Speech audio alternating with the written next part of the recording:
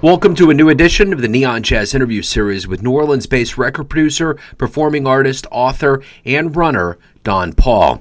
He is a creative force that opened up about his life in art and humanity.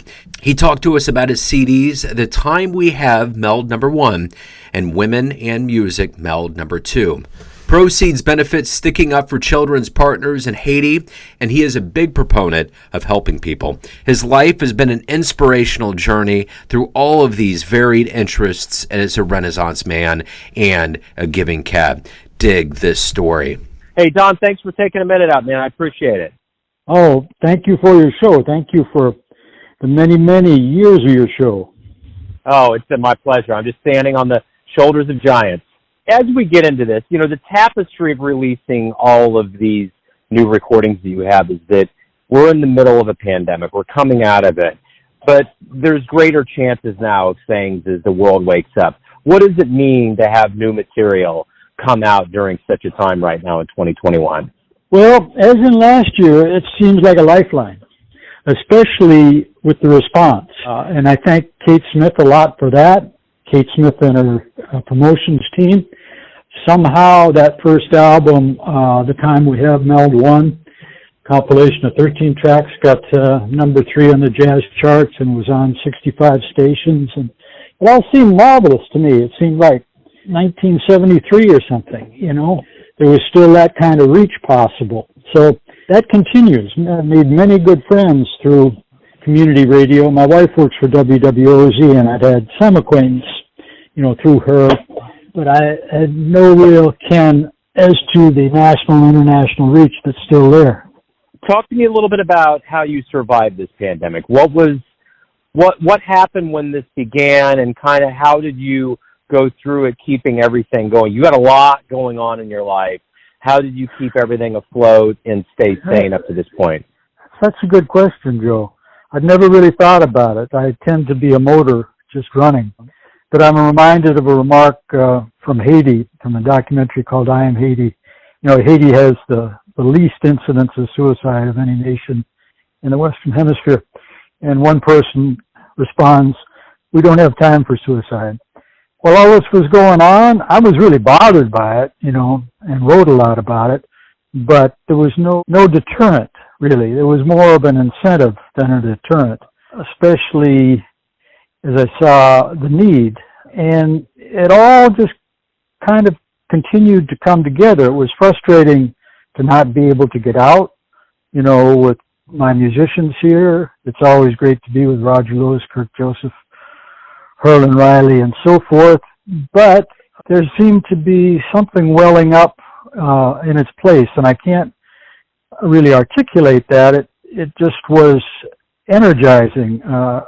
I saw that I filled up 2 200-page notebooks within about 6 months. So there was something going on despite the material closures.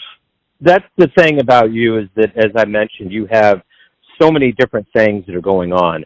You're a record producer, you're an artist, you're an author, you're a runner. Talk to me a little bit about what you exactly did with this project. How were you involved, and how did this all actually come together? Well, let me refer back to the main thing that kind of inspires us, my wife, Maurice Philippe Dejean, and me, and that's sticking up for children. We work with an orphanage and 3 schools in Haiti. It's an effort that began with Cyril and Gaynell Neville for the orphanage in Haiti, and we've also worked with schools in New Orleans. But Joe, seeing what they do, given what they have to go through in Port-au-Prince, that's a constant inspiration. And there are so many good things happening. Like Maurice's aunt is named Madame Marie Marthe Franck Paul. She's been a teacher for over 60 years.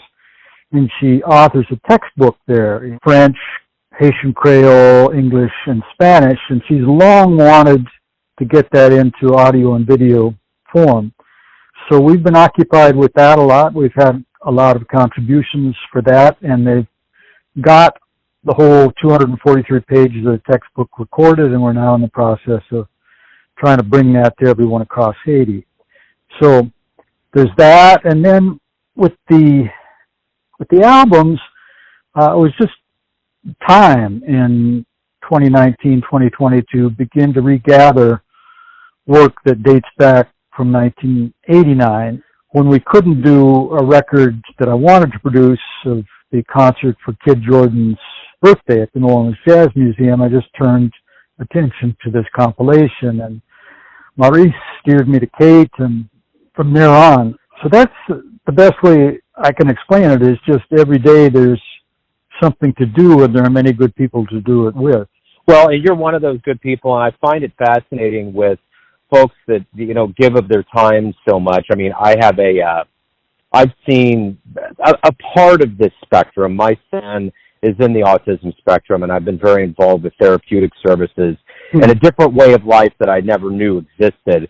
And Right. I think the thing that I've realized about life, especially with the coronavirus, is we really aren't in control of a lot of things. But the one thing we can be in control of is the love that we dole out to people. And when I hear about stories like you helping so many people, how did this motor begin for you, so to speak, to feel? I was such a selfish teenager. I'm just beginning to balance, you know.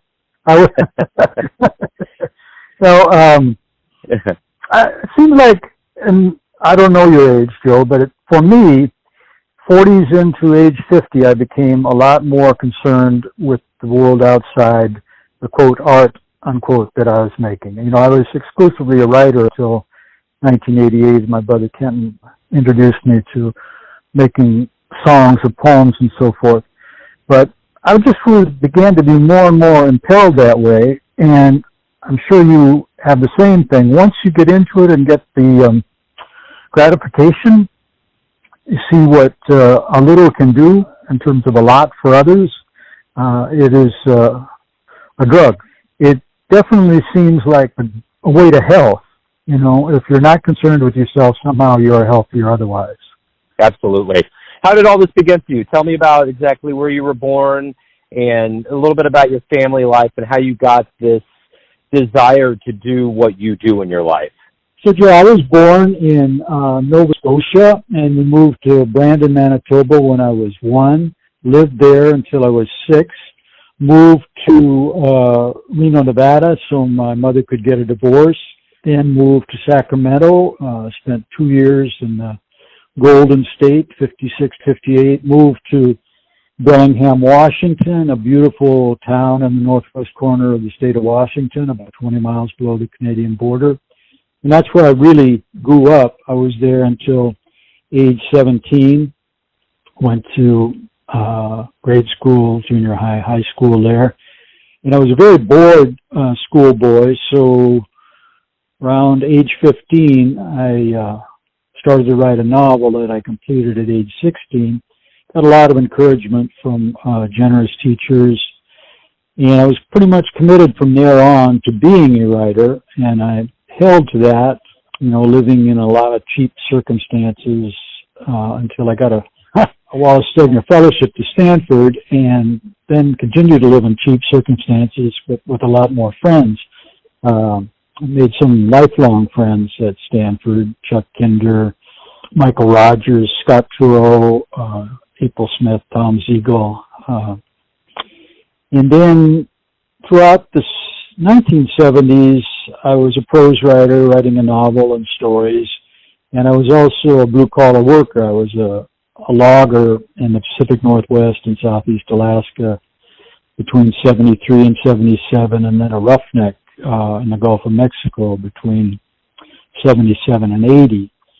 And that was what kind of moved me out of prose into poems, because the work I was doing was completely unrepresented in terms of poems that I saw, but I felt it was musical. There's a lot of music in roughnecking, you know, the rhythms and so forth. So I began to try to evoke that, depict that, and became more of a regular poet. And then in 88, my brother Kenton, very gifted musician, came over with his guitar in San Francisco. I lived in North Beach in San Francisco between 1979 and 2004, and soon began to write songs, and then recorded an album that year. And over the next 7 years, led or produced 15 albums. Got acquainted with some really outstanding people in the Bay Area. My own band, Suspect Many, John Baker, John Carr, Deani Dharma, John Law on drums, Babatunde Lay on drums, and also the improvising community there was very strong at the time. I became especially good friends with Glenn Spearman, produced 2 albums by Lyle Ellis, a good friend. India Cook, that album was nominated for a Grammy, Paul Plumley, and so on. I just love being in a studio. It's such a world unto itself and such an open-ended world. That was the intense period of recording between 89 and 95 or so. I was drawn, as you were talking about, into social activism in the latter 1990s, and that kind of carried through up until 2010, really. In early 21st century, with Malik Rahim and Marty Harrison and Al Malark, we founded an organization for public housing tenants in San Francisco, Bayview Hunters Point, called Housing as a Human Right. And we worked that, and then we worked another one called From the Ground Up. Katrina, or rather the federal flood, struck in New Orleans, and I moved here as soon as I could in January of 2006. And I've been in New Orleans since then. I was kind of 5 years a volunteer with Common Ground and Rebuild Green and a project called the Wesley United Digital Arts and Training Center. And then I met Maurice in late 2011 and began to again be more of a performer as well as a writer. You're also a very celebrated runner. You have records, and that's been definitely a part of your life. And I hear a myriad of these things that are a part of who you are. How do they all intermingle so well to fuel the creativity that you've obviously had going for decades and decades?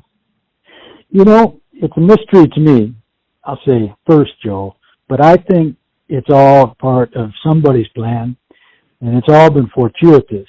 Like, I became a logger because I got a flat tire, and somebody stopped, helped me fix the tire, insisted that I go to the local bar, and I walked across the street, and the woman working in the office was a girlfriend of a high school friend, and she was in a logging company. But anyway, not to jump too far afield, I think it's all part of something that's already in you, rather predestined. I ran in high school, and it was pretty good as a 880 runner. That was the distance then.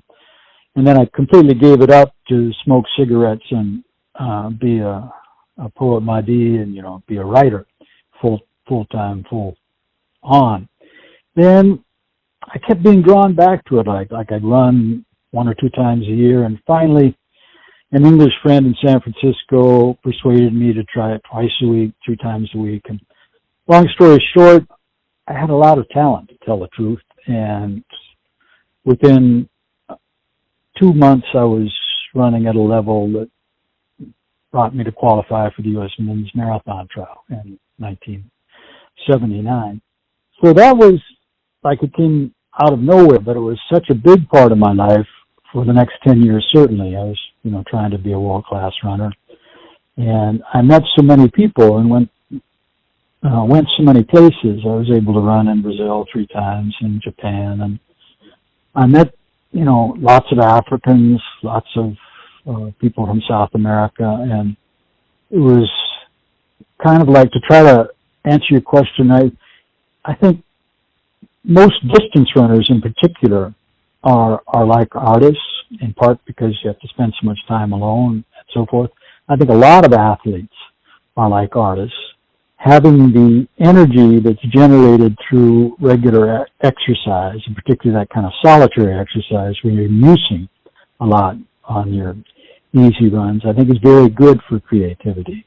So that's what I can say about how the athlete, writer, musician combination works. I would also say there's a lot of music in exercise too. Yeah, and it's interesting, I think, about the jazz angle of things, like you said, about, getting picked up and going to the bar and how your course is altered. You don't know what's going to happen. That's one of the beauties of life. And I think I've learned that more and more over all of these years of interviewing and being around jazz musicians is that the beauty of all of this is that truly you're doing something for the first time, and it will be the only time that you ever do it. And I think that's the thing that's so refreshing about being alive, is that there is an originality that goes into every single thing that we all do. Right.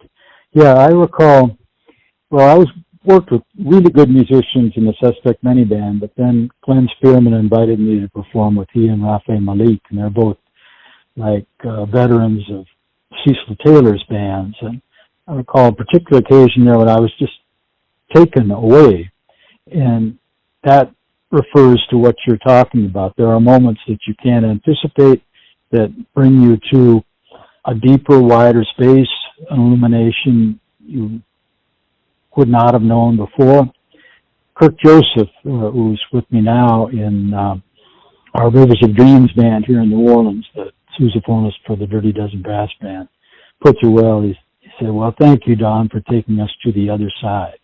You know, I keep thinking, the minute you talked about just kind of when you started talking about your longevity and how things come in that you can't expect, I remember seeing a documentary, and Dave Grohl was in there, and he was talking about how crushed he was after Cobain died and the band broke up, and he didn't know what he was going to do.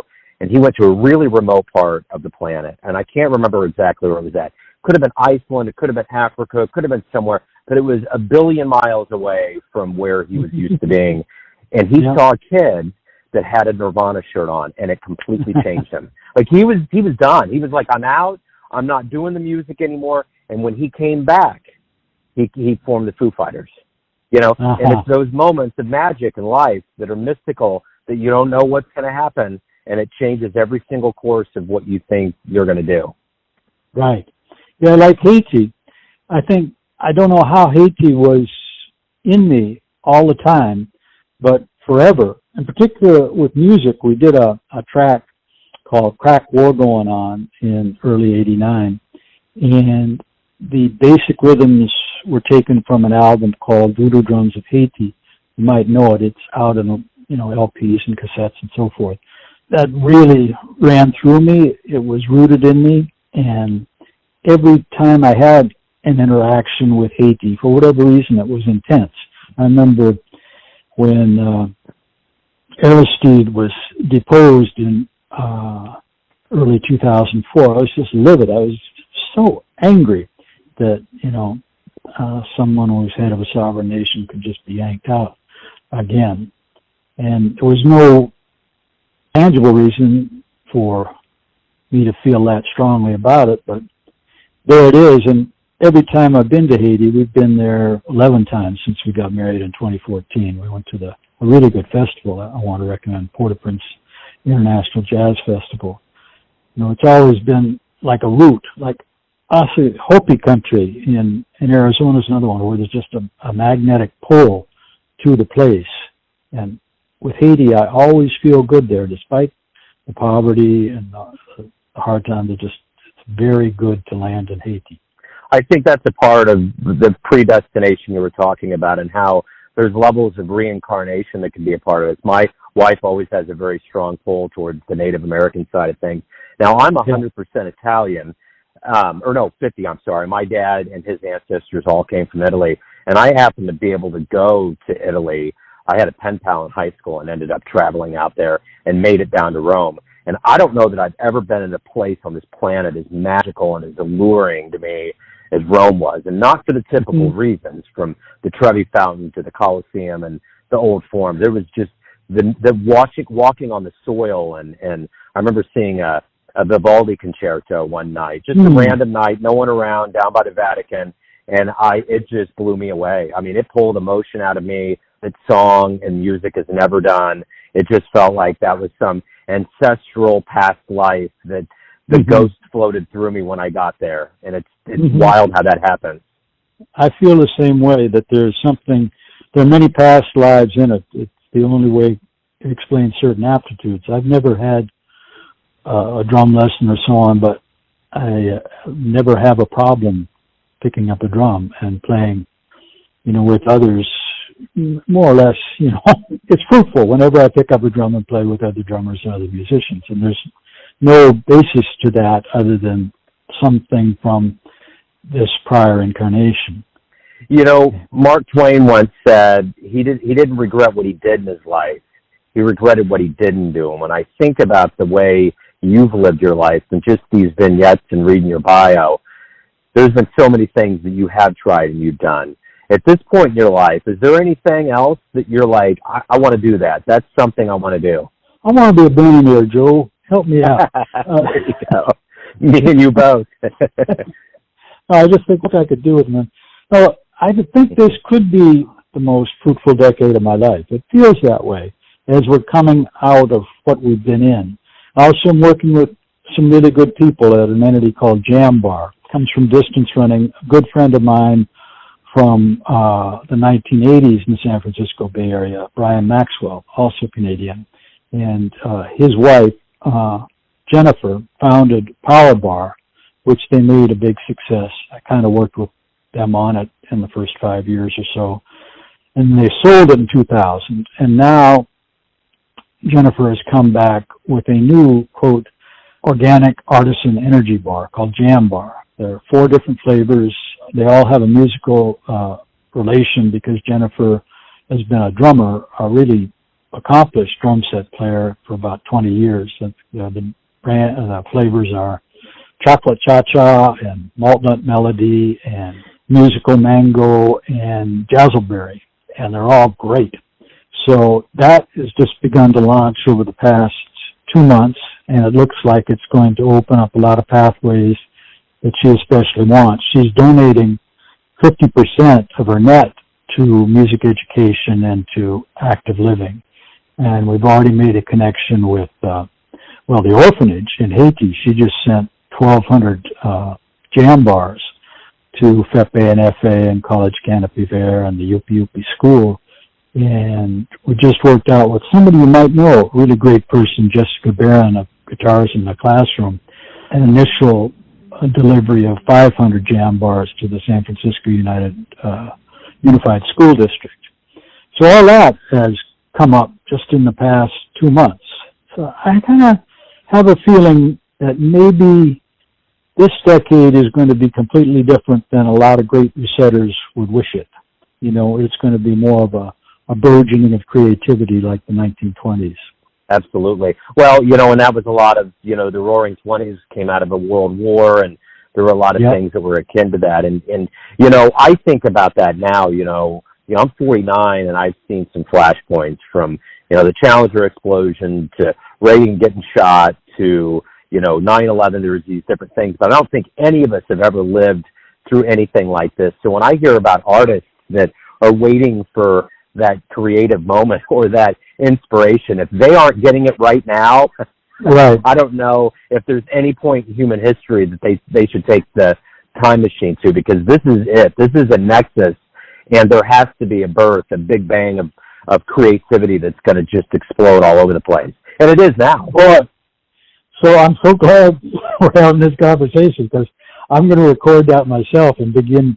I'm going to use it somehow. That's a great sample, Joe, what you just said. Yeah. Thank you. Yeah, you know, and what I'm noticing, too, as a guy doing this on the jazz side of things, I'm hearing some recordings from people that are literally blowing me away. Like, there was a guy. Likewise. Yeah, I mean, there's this cat named Nate Smith that just put out an album that is something that I can hardly define because it's so rich with sound and sonic textures, and it's beautiful, you know. And there's a lot of these cats that are doing this, and I guess that's my lead in right now to this. In honor of the fact that we're a jazz show, what is it that you like the most about jazz music?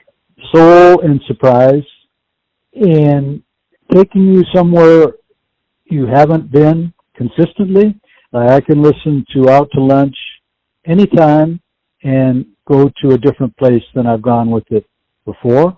And I could say that about endless albums, but especially in the jazz idiom. I mean, you can go to a different place every time with Beethoven, Mozart, Charles Ives, etc. But jazz somehow, for me, going up where I did, how I did, reaches a place in Americas that I'm always trying to reach.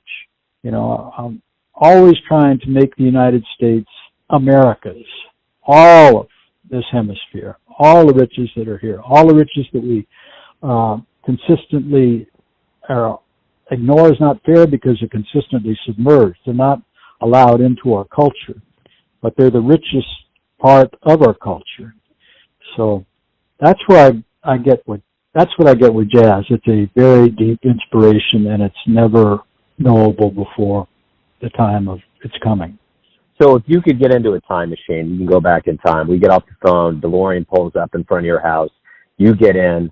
Where are you going? What digit you punched in, and who do you want to see live? Oh, I thought you were going to go back to 1860s Russia. I was going to go to Dostoevsky. Yeah, no, we can go back as far as you want. Okay, let's see. I think I'd love to see Oliver and Armstrong and Little Hard. I think that's one band I would love to see. Of course, anyone would like to be there with Charlie Parker, Jesse Gillespie, Kenny Clark, Max Roach, etc. That particular span of time, I would love to be in. I'd love to be in the Savoy Ballroom with Chick Webb and Ella Fitzgerald. I would love to tour with Clifford Brown and Max Roach. I'd love to be with Eric Dolphy and Booker Little in the 5 spot, or with Coltrane and Monk and David Amram, and kind of just going on and on. I was lucky enough at age 16 to be in Western Washington State College when the Jefferson Airplane played in May of 1967, and I was really taken away by that particular show. I was taken away particularly by a show in San Francisco at Radio Valencia by Glenn Spearman, Paul Plumley, and Lyle Ellis and Donald Robinson. Thinking back to other transcendent moments, a night of reggae in Berlin, Germany. But that was a great question in terms of asking, kind of beyond lifetime or life experience, where you would like to. I would love to have seen Bob Marley. And I missed it. I was living in New York, and I could have gone to the Apollo in 1979. I miss seeing that. I missed Hendrix and Janis and the Doors when they were at their peak. Wow. Out of curiosity, you mentioned David Amram. Have you ever met him and spoken with him? He's a very good friend. Man, what a wonderful human. You remind me, the spirit of you and you being a force reminds me of him. I don't know that David Amram was one of the first people that I interviewed that I got away and felt this I can't even put my hands on it. There's been a handful of people that have totally transcended this reality in a way I never knew was possible. And David Amram is definitely one of the treasures of this planet. Boy, I'm so glad we're recording this. He turned 91 yesterday. Yeah. Oh, wow. Yeah. Wow. He has been a big supporter of sticking up for children.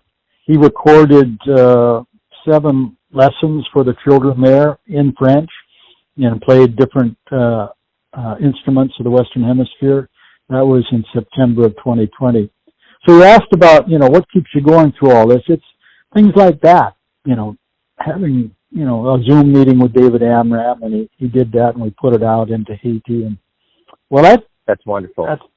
Yeah. Let's say you have a dream tonight and you run into your younger self when you were young and rip-roaring, ready to get out into the world, and you could give your younger self one piece of advice based on all the wisdom. And this isn't a regret question. This is about taking the wisdom that you've gotten. What would you tell your younger self? I don't know. I don't have regret. I mean, there are acts that I regret, definitely. Some really stupid, cruel things that I've done. But overall, I wouldn't change a thing, because I think, going back to that predestination and so forth, I think it is all something made to make you you. I would maybe advise looking outside what is immediately there for you in the culture earlier. But I was lucky. I grew up, as a teenager from 63 to 69. So a lot was available to me, even in Bellingham, Washington. We had a little store in downtown that was selling ESP discs, in 1966. So we were going down by the Fugs and by Albert Eiler when we were that age. But I would say, as a general rule, just try to find more experience outside what is immediately available to you. Kind of increase the scope as much as you can. And again, it's hard to proscribe what your nature is at a certain age, but be more sympathetic to the other than you may have been when you were 15, 16, 17 years old. So everyone has a perception of you, your family, your friends, your fans, colleagues, but ultimately you wake up with yourself every day. You have a perception of you. Who do you think you are? I think I'm whatever I create. And I'm coming to understand that is who I am in this being. Einstein said something like, well, my whole life is in my mind anyway. And so I interact a lot, or, as I can with the world and try to have an effect outside. But who I am is really what I'm given. That may be the biggest understanding I've reached over the last 10 years. Everything is a gift. You have to work for it. A poet I've gotten to know in the last 10 years, Muhammad Allama Iqbal, he has a concept of ijtihadi, in which you make the change. Allah wants good change for you, but you have to make the change. So anyway, who I am is what I can create each day. That's and what I am able to create each day is a gift, and that gift kind of needs to be extracted through work. I like that. That's wonderful. Don, man, it's been refreshing and wonderful to get to know you and to talk with you. Thank you. Good luck with the albums and as we move forward in the world. Okay. Well, I very much look forward to this show. Well, pleasure to get to know you too, and please come down to New Orleans. There's an excellent Haitian restaurant, Creole Rendezvous, about 1 mile from us here, and there's, of course, always music. Thanks for listening and tuning in to another Neon Jazz interview, where we give you a bit of insight into the finest players, producers, and writers in New Orleans, San Francisco, Kansas City, and spots all over the world, giving fans all that jazz. Thanks to Don for being a pure force of humanity. If you want to hear more interviews, go to Famous Interviews with Joe Domino in the iTunes Store. Visit Neon Jazz at youtube.com, and for everything Neon Jazz all the time, go to the neonjazz.blogspot.com. Until next time, enjoy the jazz, my friends. And still behold,